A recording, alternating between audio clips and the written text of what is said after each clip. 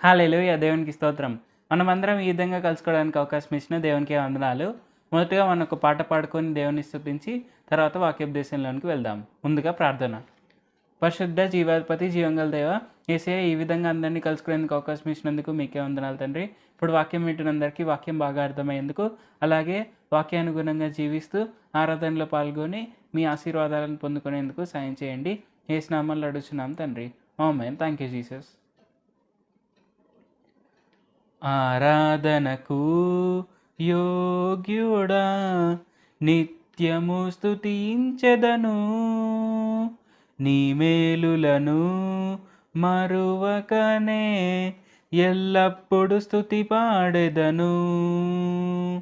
ఆరాధనకు యోగ్యుడా నిత్యము స్తుతించెదను, నీ మేలులను మరువకనే ఎల్లప్పుడు స్తుతి పాడెదను.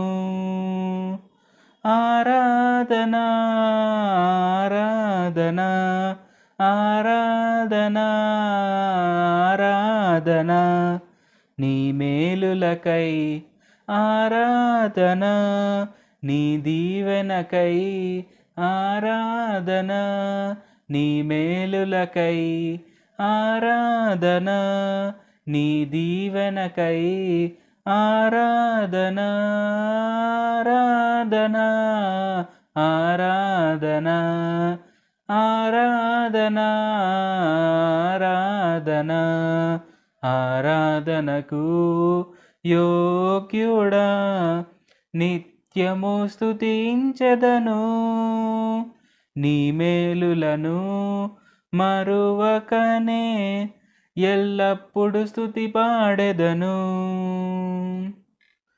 దినమెల్ల నీ చేతులు చాపి నీ కౌగిలిలో కాపాడుచుంటివే, దినమెల్ల నీ చేతులు చాపి నీ కౌగిలిలో కాపాడుచుంటివే. నీ ప్రేమ నీ జాలి నీ కరుణకై నా పూర్ణ హృదయముతో సన్నుతింతును. నీ ప్రేమ నీ జాలి నీ కరుణకై నా పూర్ణ హృదయముతో సన్నుతింతును. ఆరాధన ఆరాధన ఆరాధన ఆరాధన నీ ప్రేమకై, ఆరాధన నీ జాలికై, ఆరాధన నీ ప్రేమకై, ఆరాధన నీ జాలికై, ఆరాధన ఆరాధన ఆరాధన ఆరాధన ఆరాధన ఆరాధనకు యోగ్యుడా నిత్యము స్తుతించెదను, నీ మేలులను మరువకనే ఎల్లప్పుడు స్తుతి పాడెదను.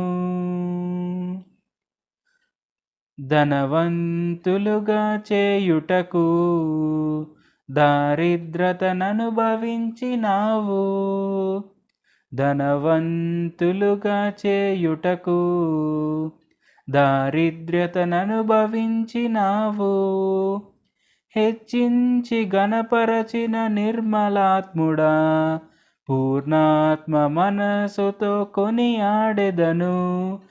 హెచ్చించి గణపరచిన నిర్మలాత్ముడా పూర్ణాత్మ హృదయముతో సన్నుతింతును.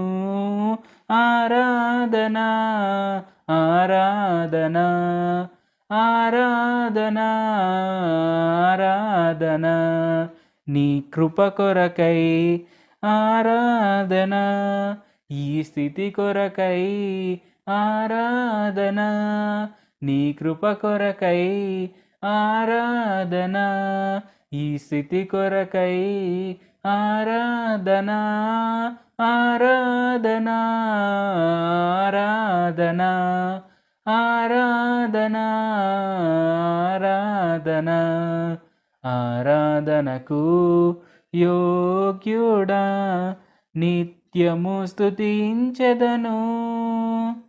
నీ మేలులను మరువకనే ఎల్లప్పుడు స్తుతి పాడెదను. హల్లెలూయా. మనము దేవుడైన యేసుప్రభువారిని ఎల్లప్పుడూ ఆరాధిస్తూనే ఉండాలి. ఎందుకంటే దేవుడైన యేసుప్రభువారు మన స్తుతులకు యోగ్యుడు, మన ఆరాధనకు కూడా యోగ్యుడు. కాబట్టి మనం ఎల్లప్పుడూ అది గుర్తుపెట్టుకొని దేవుడైన యేసుప్రభువారిని ఆరాధిస్తూ మనం ముందుకు సాగుదాం.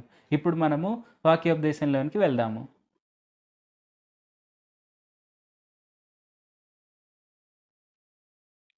హల్లెలూయా! దేవునికి స్తోత్రం. మనమందరం ఈ విధంగా కలుసుకోవడానికి ఇంకొకసారి అవకాశం ఇచ్చిన యేసు ప్రభు వారికి వందనాలు. సో, మనం గత 2 ఆదివారాలుగా మనము ఉపవాస ప్రార్థన గురించి తెలుసుకుంటూ వస్తున్నాం. అంటే ఉపవాస ప్రార్థన మనం ఎలా చేయాలి అంటే, యేసు ప్రభు వారికి ఇష్టమైనటువంటి ఉపవాసం ఏంటి? అండ్ మనం ఉపవాస ప్రార్థన ద్వారా మనం ఏమేమి సాధించవచ్చు? అండ్ ఉపవాస ప్రార్థన అనేది మనం ఎందుకు మాక్సిమం ఉండడానికి ప్రయత్నించాలి? సో, ఇలాగ మనం ప్రతి ఒక్కటి మనం తెలుసుకుంటూ వస్తున్నామనమాట. సో, ఈరోజు మనం ఉపవాస ప్రార్థన వలన మనం ఇంకేమి చేయవచ్చు అని తెలుసుకుందాం. అంటే సో ఒక్కొక్కసారి ఏమవుతుంటుందంటే ఓకే, మనకు ప్రతి ఒక్కరికి జీవితాల్లో రకరకాలుగా యుద్ధాలు ఉంటాయన్నమాట. అంటే మనం ఒక్కొక్కసారి మనం ఇతరులను ప్రేమించలేము. సో మనం వారిని ప్రేమించడానికి ఒక యుద్ధం లాగా అంటే మనం ప్రార్థన చేస్తాం, దేవా నేను ప్రేమ అనే ఈ ఆత్మఫలంలో ఎదిగేందుకు సహాయం చేయండి. లేకుంటే ఇంకొకసారి ఏమవుతుందంటే మనల్ని ఎవరైనా అనుకోకుండా మోసం చేసి ఉండవచ్చు. అంటే డబ్బు విషయంలో కావచ్చు, లేకుంటే మనల్ని ఉద్యోగ విషయంలో కావచ్చు. సో సంథింగ్ ఎలాగో మనల్ని ఎవరైనా మోసం చేసినప్పుడు మనము ఎలాగ వారితో మనం పోరాడాలి అని మనం అనుకుంటాం అన్నమాట. ఓకే, నన్ను మోసం చేశాడు, ఇది నాకు రాకుండా చేశాడు, లేకుంటే నా దగ్గర ఉండే డబ్బుల్ని ఆమె కొట్టేసింది. సో ఇలాగ ఏంటి తద్వారా ఏంటంటే ఆ డబ్బులు మనకు తిరిగి రావాలి. సో ఇలాగ మనకు అలాంటి యుద్ధాలు కొన్ని ఉంటాయి. లేకుంటే నాకు నా జీవితంలో వివాహం జరగాలి, సో అది ఒక యుద్ధం లాంటిది. లేకుంటే నాకు ఇంకా పిల్లలు పుట్టలేదు, సో అది ఒక యుద్ధం లాంటిది. సో ఇలాగ మనకు రకరకాలుగా యుద్ధాలు ఉంటాయన్నమాట. లేకుంటే మనం ఊరికే కామ్గా ఉన్నా కూడా ఎవరో మనల్ని వచ్చి విసిగించి అనవసరంగా మనకు ప్రశాంతత లేకుండా చేయడము. సో ఆ ప్రశాంతతను మనం తిరిగి పొందుకోవాలి. సో ఇలాగ మనకు రకరకాల యుద్ధాలు ఉండవచ్చు. అయితే ఈరోజు ఏంటి మనము ఈరోజు ఒక సిచ్యువేషన్ గురించి తెలుసుకుందాము.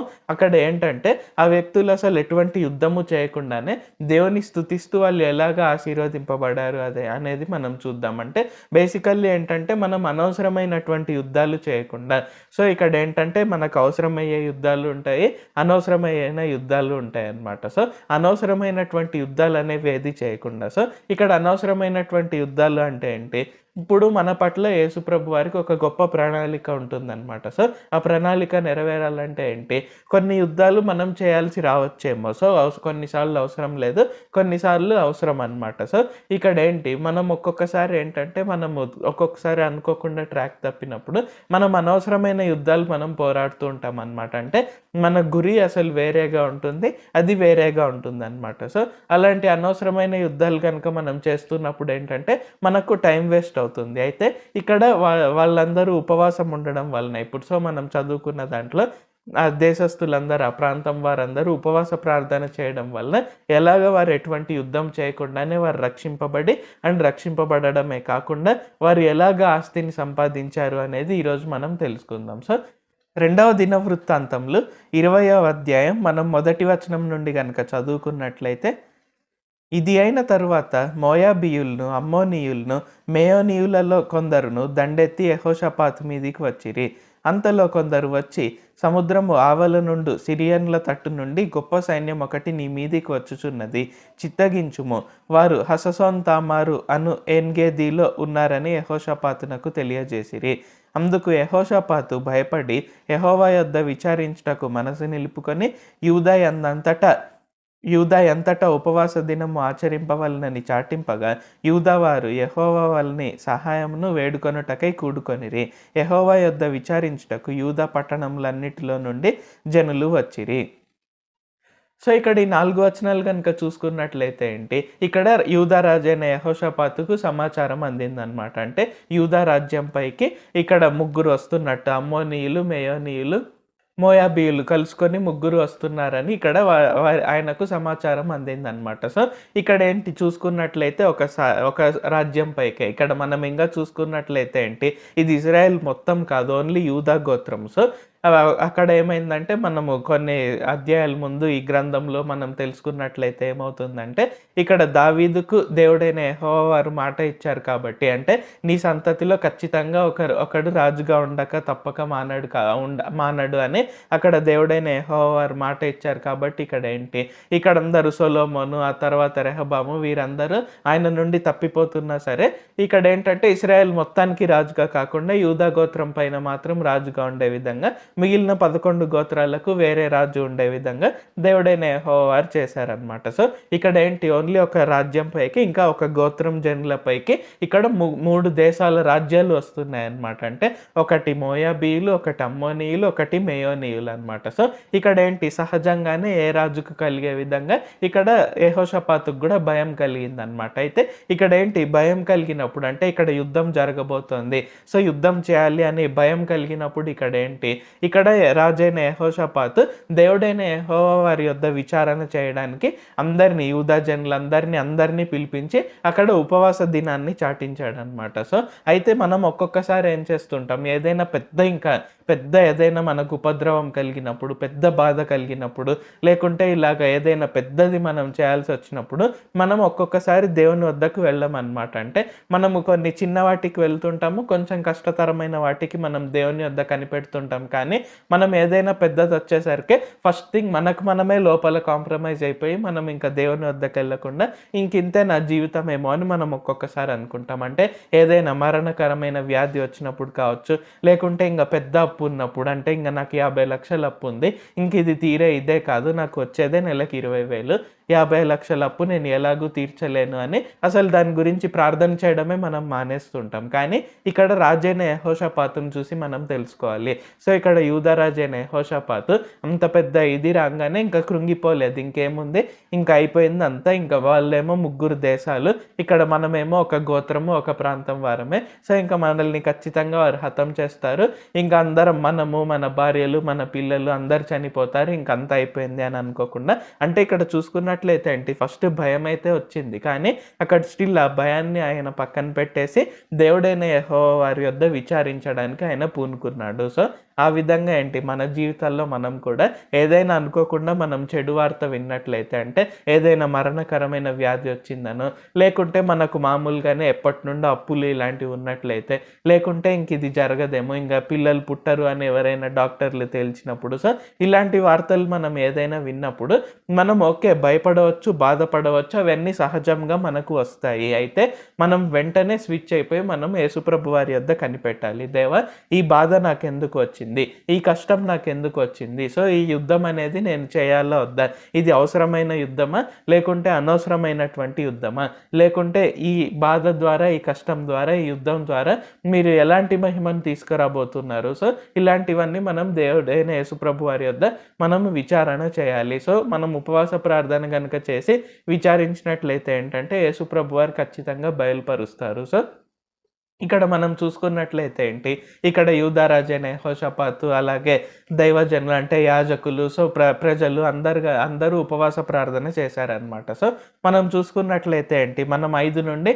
ఆ తర్వాత కొన్ని వచనాల్లో చూసుకున్నట్లయితే ఏంటంటే అదంతా మనకు యూదా రాజైన యెహోషాపాతు ప్రార్థన మనకు తెలుస్తుంది. అయితే మనము 14వ వచనం నుండి కనుక చదువుకున్నట్లయితే, అప్పుడు మత్తన్యాకు పుట్టిన ఎహియేలు కుమారుడైన బెనాయాకు జననమైన జకరియా కుమారుడును ఆసాపు సంతతి వాడును లేవీయుడు నగు యెహజీయేలు సమాజంలో ఉండెను.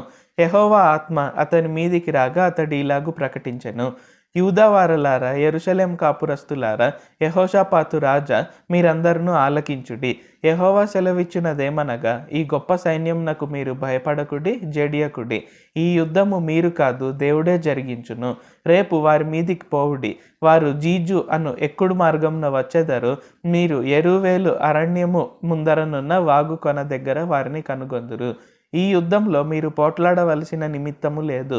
యూదా వారలారా, యెరూషలేం వారలారా, మీరు యుద్ధ పంక్తులు తీర్చి నిలువబడుడి.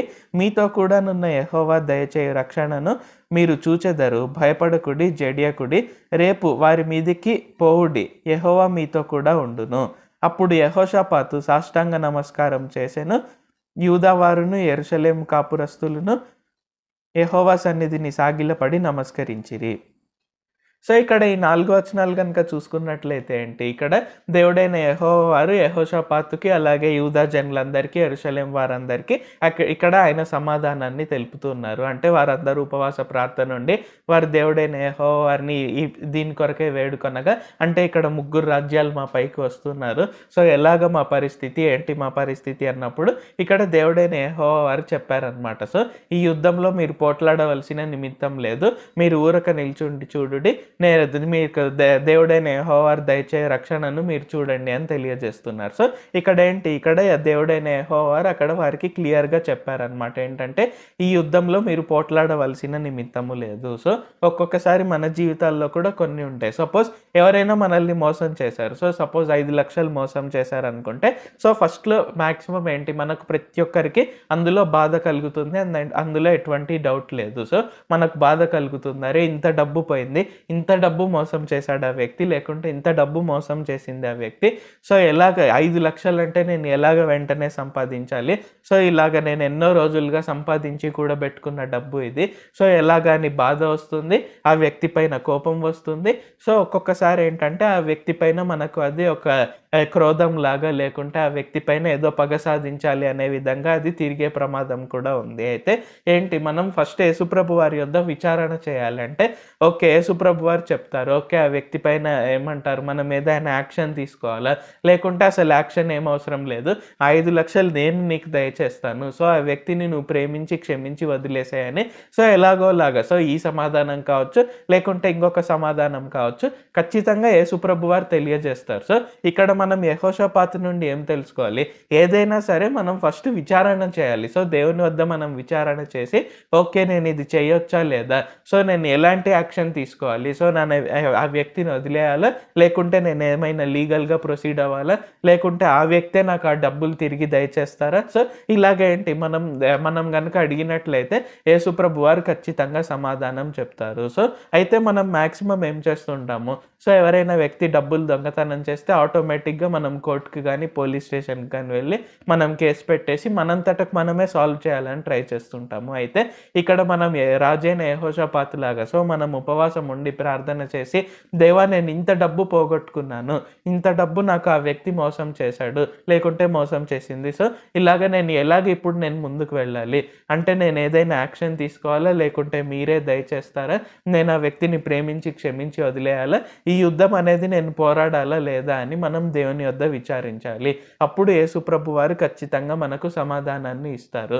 సో ఆ యేసుప్రభు వారు చెప్పిన విధంగా మనం ముందుకు నడుచుకోవాలి. సో తద్వారా ఏమవుతుందంటే మనం అనవసరమైనటువంటి యుద్ధాలు మనము పోరాడాల్సిన అవసరం లేదు. సో ఇక్కడ ఏంటి, యూదా వారందరికీ ఇక్కడ దేవుడైన యెహోవా వారు చెప్తున్నారు, సో ఈ యుద్ధంలో మీరు పోరాడవలసిన నిమిత్తము లేదు అని ఇక్కడ క్లియర్గా చెప్పారు. సో మీరందరూ అంటే పోండి, వారిపైకి పోండి, కానీ మీరేం యుద్ధం చేయాల్సిన పని లేదు, జస్ట్ నేను మీకు కలుగజేయ రక్షణను మీరు చూడండి అని ఇక్కడ దేవుడైన యెహోవా వారు చెప్పారనమాట. సో ఆ తర్వాత ఏం జరిగింది, మనం కనుక 19వ వచనం నుండి చదువుకున్నట్లయితే, కహాతీయుల సంతతి వారును కోరహీయుల సంతతి వారు నగు లేవీయులు నిలువబడి గొప్ప శబ్దంతో ఇశ్రాయేలీల దేవుడైన యెహోవాను స్తుతించిరి. అంతటా వారు ఉదయంననే లేచి తెకోవ అరణ్యమునకు పోయిరి. వారు పోచుండగా యెహోషాపాతు నిలువబడి, యూదావారలారా యెరూషలేం కాపురస్తులారా నా మాట వినుడి, మీ దేవుడైన యెహోవాను నమ్ముకొనుడి, అప్పుడు మీరు స్థిరపరచబడుదురు, ఆయన ప్రవక్తలను నమ్ముకొనుడి, అప్పుడు మీరు కృతార్థులగుదురని చెప్పెను. మరియు అతడు జనులను హెచ్చరిక చేసిన తరువాత యెహోవాను స్తుతించుటకు గాయకులను ఏర్పరచి, వారు పరిశుద్ధాలంకారములు ధరించి సైన్యము ముందర నడుచుచు, యెహోవా కృప నిరంతరం ఉండును, ఆయనను స్తుతించుడి అని స్తోత్రం చేయుటకు వారిని నియమించెను. వారు పాడుటకును స్తుతించుటకును మొదలుపెట్టగా, యెహోవా యూదా వారి మీదికి వచ్చిన అమ్మోనీయుల మీదను మోయాబీయుల మీదను సేయీరు మన్యవాసుల మీదను మాటుగాండ్రను పెట్టెను గనుక వారు హతులైరి. అమ్మోనీయులను మోయాబీయులను సేయీరు మన్య నివాసులను బొత్తిగా చంపి నిర్మూలము చేయవలనని పొంచి ఉండి వారి మీద పడిరి. వారు సేయీరు కాపురస్తులను కడముట్టించిన తర్వాత తమలో ఒకరినొకరు చంపుకొనుటకు మొదలుపెట్టిరి. యూదావారు అరణ్యమందున్న కాపరుల దుర్గం దగ్గరకు వచ్చి సైన్యము తట్టు చూడగా వారు శవంలే నేల పడియుండిరి, ఒక్కడును తప్పించుకొనలేదు. సో ఈ వచనాలన్నీ చూసినట్లయితే ఏంటి, ఇక్కడ రాజైన యెహోషాపాతు ఇంకా దేవుని వద్ద నుండి సమాధానం దొరికిన తర్వాత ఇంకా స్తుతించి, సో అలాగే అందరూ స్తుతించి, లేవీయులు, యాజకులు, అలాగే జనులందరూ కూడా స్తుతించి, ఇక్కడ రాజైన యెహోషాపాతు వారికి అందరికీ చెప్తాడనమాట. సో మీరు ఎవరిని నమ్ముకోకండి, మీరు దేవుడైన యెహోవాని నమ్ముకొనండి, ఆయన ప్రవక్తలను, ఆయన యాజకులను నమ్ముకొనండి అని. అంటే ఇక్కడ ఏంటి, ఆయన పైన ఆధారపడండి, ఆయన ఖచ్చితంగా మనకందరికీ, మీకు మనకందరికీ ఖచ్చితంగా రక్షణను దయచేస్తాడు అని చెప్పి ఇక్కడ ఏంటి, యెహోషాపాతు స్తుతించడానికి అక్కడ అందరినీ నిలువబెట్టాడనమాట. సో వారందరూ స్తుతిస్తూ ఉండగా ఏంటి, ఇక్కడ దేవుడైన యెహోవా వారు అక్కడ మాటుగాండ్రను పెట్టారనమాట. సో మాటుగాండ్రను పెట్టి, సో వారే అక్కడ హతం చేసి, ఇంకా ఆ తర్వాత ఏంటి, వారిలో వారే ఒకరికొకరు కొట్టుకొని వారందరూ వారే మరణించి వారందరూ శవంలయ్యారనమాట. సో ఆ విధంగా ఇక్కడ చూసుకున్నట్లయితే ఏంటి, ఇక్కడ వారు ఉపవాస ప్రార్థన చేసి, ఉపవాస దినాన్ని వారు ఆచరించి, అంటే ఉపవాస దినాన్ని ప్రకటించి, ఆ రోజు దేవుడైన యెహోవా వారికి ప్రార్థన చేయడం వలన ఏంటి, ఇక్కడ వారికి దేవుడైన యెహోవా వారి యొద్ద నుండి సమాధానం వచ్చి వారు ఆ విధంగా జరిగించడం వలన, అంటే వారు ఇక్కడ ఏంటి, వారు దేవుణ్ణి స్తుతిస్తూ వారు మామూలుగా నిల్చుండడం వలన ఇక్కడ ఏంటి, వారికి రక్షణ అనేది దొరికింది. వారు ఇక్కడ ఏం యుద్ధం చేయలేదు, వారు శరీర కష్టం ఏం పడలేదు, వారు జస్ట్ అక్కడ నిల్చొని వారు దేవుడైన యెహోవా వారిని స్తుతించారు. సో ఆ విధంగా ఏంటి, మనకు కూడా యేసుప్రభు వారు రక్షణ అనేది దయచేస్తారు. అంటే ఎవరైనా ఈరోజు మనల్ని, నేను నిన్ను ఖచ్చితంగా హతం చేస్తాను, లేకుంటే నేను నిన్ను ఖచ్చితంగా కిందకు లాగుతాను అని బెదిరించే వారు ఉండవచ్చు. లేకుంటే ఒకవేళ మనకు డైరెక్ట్గా చెప్పకుండా అలాగా ట్రై చేస్తున్న వారు ఉండవచ్చు. లేకుంటే మనకు కొన్ని పరిస్థితులు అనేవి వ్యతిరేకంగా ఉండవచ్చు. అంటే మనకు ఏదైనా మరణకరమైన వ్యాధో, లేకుంటే అప్పులు, తాకట్లు, ఈఎంఐస్, లోన్స్ అని అలాగ వెంబడించే వారు ఉండవచ్చు. లేకుంటే మనకు జీవితంలో ఇంకా మనం ముందుకు వెళ్ళట్లేదు, అంటే నా కెరియర్ ఇంకా అంతగా లేదు, లేకుంటే నా బిజినెస్ ఇంకా రన్ కావట్లేదు. సో ఇలాగ మనకు రకరకాలుగా పరిస్థితులు ఉండవచ్చు, రకరకాలుగా యుద్ధాలు ఉండవచ్చు. అయితే యేసుప్రభు వారు ఏం చెప్తున్నారు అంటే, కొన్ని యుద్ధాలు మీరు పోరాడాల్సిన నిమిత్తం లేదు, అంటే అవసరం లేదు. నా యొద్ద విచారణ చేయండి, ఉపవాస దినాన్ని ప్రకటించి మీరు ఉపవాస ప్రార్థన చేయండి, నేను ఖచ్చితంగా జవాబునిస్తాను అని యేసుప్రభు వారు తెలియజేస్తున్నారు. అంటే ఇక్కడ ఉపవాస ప్రార్థన చేస్తేనే జవాబు ఇస్తారని కాదు, మనం విశ్వాస సహితమైన ప్రార్థన చేస్తే ఆయన ఖచ్చితంగా జవాబు ఇస్తారు. అయితే ఉపవాసం ఉంటే ఏంటంటే మనకు కేంద్రీకరణ అనేది ఉంటుంది. అంటే మనం క్లియర్గా ఆ ఇష్యూ గురించి ప్రార్థన చేస్తూ ఉంటాము, అండ్ మనం ఖచ్చితంగా మనం దేవుని నుండి జవాబు పొందుకుంటాము. ఉపవాసం లేకుంటే ఏంటంటే మనకు ఒక్కొక్కసారి కొన్ని ఇష్యూస్ ఉండొచ్చు. అంటే మనం ఏదైనా డైవర్ట్ అయిపోవడము, లేకుంటే మనం వేరే దానిపైన మన ఫోకస్, మన కేంద్రీకరణ వెళ్ళిపోవడము, సో ఇలాగ జరగవచ్చు. కాబట్టి ఉపవాస ప్రార్థన చేసి స్ట్రైట్గా, సూటిగా మనం దాని కొరకే ప్రార్థన చేస్తే ఏంటంటే మనం దేవుడిచ్చే జవాబును మనం క్లియర్గా మనం అర్థం చేసుకోగలుగుతాము, మనం క్లియర్గా వినగలుగుతాము. కాబట్టి ఇక్కడ చూసుకున్నట్లయితే రాజైన యెహోషాపాతు దేవుడైన యెహోవా వారి యొద్ద నుండి జవాబును పొందుకున్నాడు. సో ఆ జవాబు పొందుకున్న ప్రకారంగా అక్కడ జస్ట్ వారు ఏం చేయలేదు, వారందరూ యుద్ధ పంక్తులుగా తీర్చి నిల్చొని దేవుడైన యెహోవా వారిని స్తుతించారు, రక్షణ పొందుకున్నారు. సో వారు కేవలం రక్షింపబడ్డారా అంటే అది కూడా కాదు. మనం ఇంకా కంటిన్యూషన్ చదువుకున్నట్లయితే 25వ వచనం నుండి చదువుకుంటే, యెహోషాపాతును అతని జనులను వారి వస్తువులను దోచుకొనుటకు దగ్గరకు రాగా ఆ శవముల యొద్ద విస్తారమైన ధనమును, ప్రశస్తమైన నగలను కనబడెను. వారు తమకిష్టమైనంత మట్టుకు తీసుకొని తాము కొనిపోగలిగినంత కంటే ఎక్కువగా ఒలుచుకొనిరి. కొల్ల సొమ్ము అతి విస్తారమైనందున దానిని కూర్చుటకు 3 దినములు పట్టెను. 4వ దినంన వారు బెరాక ఆశీర్వాదము లోయలో కూడిరి. అక్కడ వారు యెహోవాకు కృతజ్ఞతాస్తుతులు చెల్లించినందున నేటి వరకును ఆ చోటికి బెరాక ఆశీర్వాదము లోయ అని పేరు.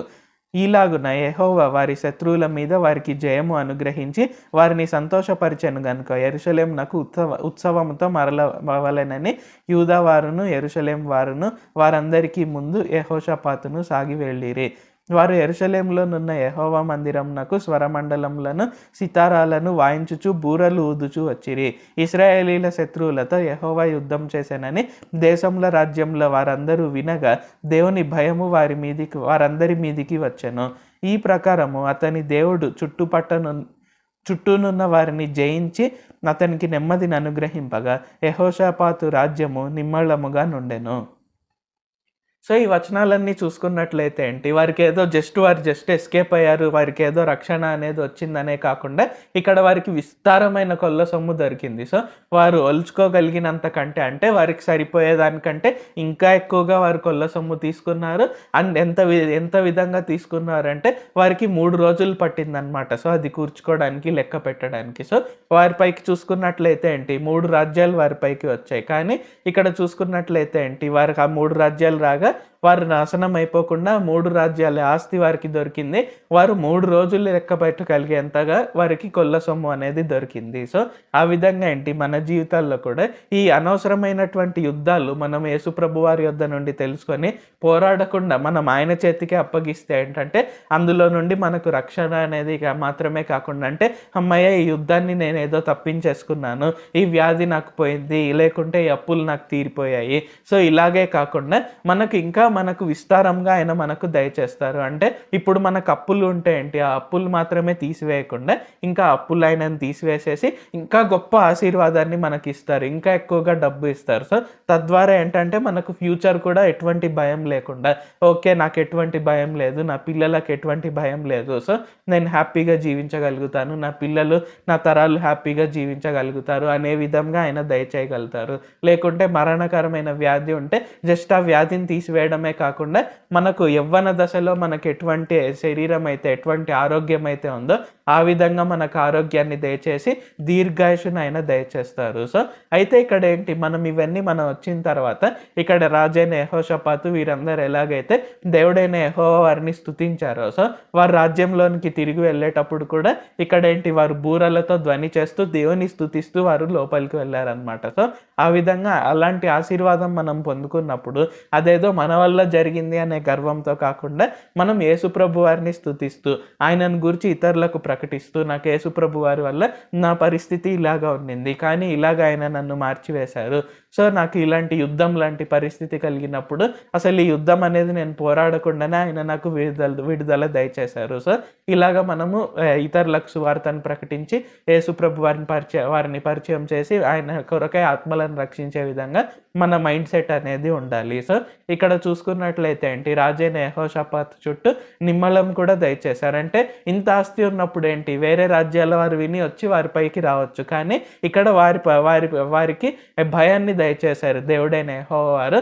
ఇంకంటే యూదా రాజ్యం పైకి రావాలంటే, యెరూషలేం వారిపైకి రావాలంటే ఇంకా భయం కలిగే విధంగా అక్కడ దేవుడైన యెహోవా వారు దయచేశారు. సో ఇంకా మనకు ఏమంటారు, మనల్ని ఎవరు ఊరికే కించపరచకుండా, లేకుంటే మనల్ని ఎవరైనా కిందకు లాగాలని చూడడం కావచ్చు, లేకుంటే మనల్ని మోసం చేయడం కావచ్చు. సో ఇలాంటివి అనేది చేయకుండా భయం కలిగే విధంగా యేసుప్రభు వారే చేస్తారు. అండ్ అలాగే మనకు ప్రశాంతత మనకు దయచేస్తారు. సో ఆ విధంగా చూసుకున్నట్లయితే ఏంటి, ఇక్కడ యూదారాజైన యెహోషాపాతు ఉపవాస దినాన్ని ప్రకటించి ఆయన ఉపవాస ప్రార్థన చేయడం వలన ఒక రాజ్యానికి వారికి యుద్ధాలు అనేవి లేకుండా పోయింది. అండ్ అంటే యుద్ధాలు లేకుండా వారికి రక్షణ దయచేసి, అలాగే వారికి విస్తారమైన ఆస్తిని 3 రోజులు లెక్క పెట్టే విధంగా అంత ఆస్తిని దయచేశారు. అండ్ ఇంకా చుట్టుపట్ల ఉన్న రాజ్యాలకు భయాన్ని దయచేశారు, నిమ్మలంగా ప్రశాంతంగా ఉండే విధంగా చూశారు. సో ఒక్కరోజు ఉపవాస ప్రార్థన చేయడం వలన ఆ రాజ్యం మొత్తానికి ఇంత ఆశీర్వాదం అనేది దక్కింది. ఇక్కడ చూసుకున్నట్లయితే ఏంటి, వారు అన్ని విషయాల్లో వారు వర్ధిల్లారనమాట. సో ఆ విధంగా ఏంటి, మనము ఉపవాస ప్రార్థన చేసినట్లయితే, సో మనం ఈ 40 రోజుల్లో అనేక మంది మొదలు పెట్టుంటారు, కొనసాగిస్తుంటారు, కొంతమంది ఉండలేకపోతుండవచ్చు. సో ఉండలేకపోయినట్లయితే ఒకవేళ మ్యాక్సిమం ఉండడానికే ప్రయత్నించాలి. అంటే నేను 40 రోజులు ఉంటేనే అని కాకుండా ఈ మిగిలిన రోజులైనా మనం ఉపవాసం ఉండగలిగితే, మనం ఉపవాసం ఉండి ప్రార్థన చేస్తే ఖచ్చితంగా మన దశ అన్ని యేసుప్రభు వారు మార్చేస్తారు. సో అంటే ఎలాంటి పరిస్థితి అయినా మనకు ఉండవచ్చు. సో వ్యాధులతో బాధపడుతుండవచ్చు, ఇబ్బందులతో బాధపడుతుండవచ్చు, అప్పులతో బాధపడుతుండవచ్చు, లేకుంటే కుటుంబంలో సమస్యలతో బాధపడుతుండవచ్చు, లేకుంటే పోలీస్ కేసెస్ కానీ, కోర్ట్ కేసెస్ కానీ. సో ఎలాంటివైనా సరే యేసుప్రభు వారు ఖచ్చితంగా మార్చివేస్తారు. సో ఖచ్చితంగా మార్చివేసి ఆయన చేయగలుగుతారు. సో అంటిల్ అండ్ అన్లెస్ నేను ఎలాగైనా సరే నేను ఉపవాసం ఉండలేను, నాకు అనేకమైన ఇబ్బందులు ఉన్నాయి, లేకుంటే నేను ఉపవాసం ఉన్నా నేను కరెక్ట్గా ప్రార్థన చేయలేను, నేను ఉద్యోగానికి వెళ్ళాలి. సో ఇలాగ ఏదైనా స్పెషల్ రీజన్స్ ఉంటే తప్ప మనం మ్యాక్సిమం ఉపవాసం ఉండి ప్రార్థన చేయడానికి మనం అందరం ప్రయత్నిద్దాము. ఆ విధంగా ఉపవాస ప్రార్థన చేసి దేవుని నుండి మనము ప్రశాంతత, ఆనందము, సంతోషము, అలాగే మనం ఆరోగ్యము, దీర్ఘాయుషు, ఐశ్వర్యము, క్షేమము, ఘనత ఇవన్నీ మనం పొందుకొని మనం అందరము అన్ని విషయాల్లో వర్ధిల్లుదాము. ప్రార్థించుకుందాం. ప్రభువా, దేవా, సర్వాధికారి, మాకు ఇంకొకసారి ప్రార్థించుకునేందుకు అవకాశం ఇచ్చినందుకు వందనాలు తండ్రి. మీరు మా కొరకే చేసిన ప్రతి ఒక్క మేలుని బట్టి మీకు వందనాలు, స్తుతులు, స్తోత్రాలు తండ్రి. ఈరోజు వాక్యంను బట్టి వందనాలు తండ్రి. మేము ఉపవాస ప్రార్థన గురించి మేము మూడో భాగంగా ఈ ఆదివారం రోజున మేము తెలుసుకొని చుండగా దేవా, మీరు గొప్పగా మాకు బయలుపరిచినందుకు వందనాలు తండ్రి. యూదారాజు అయిన యెహోషాపాతు ఎప్పుడైతే వారి రాజ్యంపైకి ముగ్గురు రాజ్యాలు కలిసి, ముగ్గురు దేశాలు కలిసి వస్తున్నారని విన్నప్పుడు అతను భయపడి మిమ్మల్ని వదిలేకుండా అతను ఉపవాస దినాన్ని పాటించి ప్రకటించి, ఎలాగైతే అతను అలాగే ఆ రాజ్యం అంతటా కూడా యాజకులు, మామూలు జనులు అందరూ కలిసి ఉపవాస ప్రార్థన చేయగా మీరు వారికి సమాధానాన్ని అనుగ్రహించి వారికి జవాబును చెప్పి మీరు ఊరకుండి నిల్చుండుడి, మీరు ఈ యుద్ధంలో పోట్లాడవలసిన నిమిత్తం లేదు, పని లేదు అని వారికి తెలియజేసినందుకు వందనాలు తండ్రి. కావున ఈ ప్రార్థనలు ఎవరెవరైతే పాల్గొంటున్నారో, ఎవరెవరైతే అనేక యుద్ధాల్లో వారు పోరాడుతున్నారో, మానసికంగా కావచ్చు, శారీరకంగా కావచ్చు, ఎటువంటి యుద్ధాలైనా మీరు వారికి బయలుపరచండి తండ్రి. వారు ఉపవాసం ఉండి ప్రార్థన చేయడానికి నిశ్చయించుకొంచుండగా వారు పోరాడుతున్న యుద్ధాలు వారికి అవసరమైనవా లేకుంటే అనవసరమైనవా, వారు పోట్లాడాల్సిన అవసరం లేదు అనేది వారికి సమాధానాన్ని దయచేయండి, జవాబును దయచేయండి తండ్రి. తద్వారా వారికి ఆ జవాబును వారు పాటించి, ఆ సమాధానాన్ని పాటించి వారు యూదారాజు అయిన యెహోషాపాతు అలాగే యూదారాజ్యం వారే అన్ని విషయాల్లో వర్ధిల్లుటకు సహాయం చేయండి. ఆ యుద్ధంలో వారికి ఎటువంటి ఇబ్బంది కలగకుండా వారిని రక్షించి, రక్షణతో పాటు ఆశీర్వాదాన్ని, ఆరోగ్యాన్ని, దీర్ఘాయుషుని, ఐశ్వర్యంని, క్షేమము, ఘనత ప్రతి ఒక్కటి దయచేయండి తండ్రి. ఆనందాన్ని, సంతోషాన్ని, శాంతి సమాధానాలని దయచేయండి తండ్రి. ఎలాగైతే యూదా జనులు, యూదా రాజ్యాంగం అంతా ఎలాగైతే నిమ్మళముగా ఉన్నారో అందరూ కూడా నిమ్మళముగా ప్రశాంతంగా జీవించుటకు, వారు వారి తరాలంతా కూడా హ్యాపీగా ఆనందంతో జీవించుటకు సహాయం చేయండి. నజరేయుడైన సర్వశక్తిగల యేసుక్రీస్తు నామంలో ప్రార్థిస్తున్నాం తండ్రి. ఆమేన్. Thank you Jesus. సో దేవుడు మనల్ని అందరినీ ఆశీర్వదించును గాక. సో మనము వచ్చే ఆదివారము అలాగే మనము గుడ్ ఫ్రైడే, ఈస్టర్ ముందు వారం వరకు మనము ఉపవాస ప్రార్థన గురించి ఇంకా అనేక గొప్ప మర్మాలు తెలుసుకుంటూ మనం అందరం ముందుకు సాగుదాం. ఇప్పుడు మనం ఒక కీర్తన ద్వారా దేవుని ఆరాధించుకొని స్తుతించుకొని ఈ కూడికను మనం అందరం ముగించుకుందాం.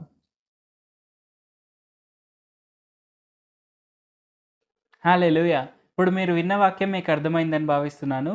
ఇప్పుడు మనం ఒక పాట పాడుకొని దేవుని స్తుతించి ఈ కూడికను ముగించుకుందాం. యేసుని అందలి ఆనందమే మాకు బలము, యేసుని అందలి విశ్వాసమే మాకు జయము, యేసుని అందలి ఆనందమే మాకు బలము, యేసుని అందలి విశ్వాసమే మాకు జయము. పరిస్థితుల వైపు చూడము మేము, మా ప్రభుని వైపే చూస్తున్నాము. పరిస్థితుల వైపు చూడము మేము, మా ప్రభుని వైపే చూస్తున్నాము. ఈ తుఫానుకు ఎంతెంతో పైన కూర్చొని ఉన్నామే మేం పరలోకాన, ఫలితమేమెప్పుడో చూసాం కదన్న అత్యధిక విజయమన. మధ్యలో ఏమైతే మాకెందుకన్నా, చివరికి గెలిచేది మనమే కదంట. ఎంతటి శ్రమ అయినా దాన్నెంతో మించిన అత్యధిక మహిమాట. యేసుని అందలి ఆనందమే మాకు బలము, యేసుని అందలి విశ్వాసమే మాకు జయము. యుద్ధం లేకుండా విజయం ఉంటుందా? యుద్ధం వస్తే చేసే ఈ స్తుతుల ధ్వని. యుద్ధం లేకుండా విజయం ఉంటుందా? యుద్ధం వస్తే చేసే ఈ స్తుతుల ధ్వని. భీకర సైన్యాలే నీ పైకొస్తుంటే కొల్ల సొమ్ము నీకు ఎదురు వస్తోందని. భీకర సైన్యాలే నీ పైకొస్తుంటే కొల్ల సొమ్ము నీకు ఎదురొస్తోందని. యెహోషాపాతుపై ఆ ముగ్గురు రాజులు యెహోషాపాతుపై ఆ ముగ్గురు రాజులు యుద్ధానికి వచ్చినప్పుడు యుద్ధమంతా చేసింది తన ప్రజల పక్షమున ప్రభువే కదా. శత్రుగణమంతా సమాప్తము, కొల్ల సొమ్మెంతో విస్తారము. కూర్చుటకు పట్టెనే 3 దినములు, యుద్ధధ్వనులు అయ్యాయే విజయపు ధ్వనులు. కూర్చుటకు పట్టెనే 3 దినములు, యుద్ధధ్వనులు అయ్యాయే విజయపు ధ్వనులు. బేరాక లోయలోన స్తుతి ఆశీర్వాదాలు, పొంగును కృతజ్ఞతలు. యేసుని యందలి ఆనందమే మాకు బలము, యేసుని యందలి విశ్వాసమే మాకు జయము. యేసుని యందలి ఆనందమే మాకు బలము, యేసుని యందలి విశ్వాసమే మాకు జయము. హల్లెలూయా. మన దేవుడైన యేసు ప్రభువాన్ని నమ్ముకొని ఉండడమే మనకు విజయము. ఆయన మార్గంలో మనం నడుస్తూ ఉన్నాము అంటే, ఎలాగైతే యెహోషాపాతు అంత గొప్ప యుద్ధం అయినా కూడా, ఎంత ఇబ్బందిలో ఉన్నా కూడా దేవుడైన యేసు ప్రభువాన్ని నమ్ముకొని ఉపవాసం ఉండి ప్రార్థన చేశారు కాబట్టి ఆయన ఖచ్చితంగా గెలవగలిగారు. అదేవిధంగా మనం కూడా, మనకి ఎటువంటి ఇబ్బంది అయినా ఉండొచ్చు, మనము దేవుడైన యేసు ప్రభువాన్ని నమ్ముకొని ఉపవాస ప్రార్థన చేశాము అంటే, ఉపవాస దినం నాడు ఉపవాస ప్రార్థన ఖచ్చితంగా మనం చేస్తే మనం ఖచ్చితంగా విజయాన్ని పొందుకోగలము. ఎంతటి ఇబ్బంది అయినా అవ్వచ్చు, అది మన కళ్ళ ముందు అలాగే కరిగిపోతుంది. మనం దాని గుండా సులభంగా వెళ్ళొచ్చు. సో అది మనం గుర్తుపెట్టుకొని ముందుకు సాగుదాం. మనం నెక్స్ట్ టైం కలుసుకునే వరకు దేవుడు మనల్ని అందరినీ ఆశీర్వదించును గాక. God blesses all.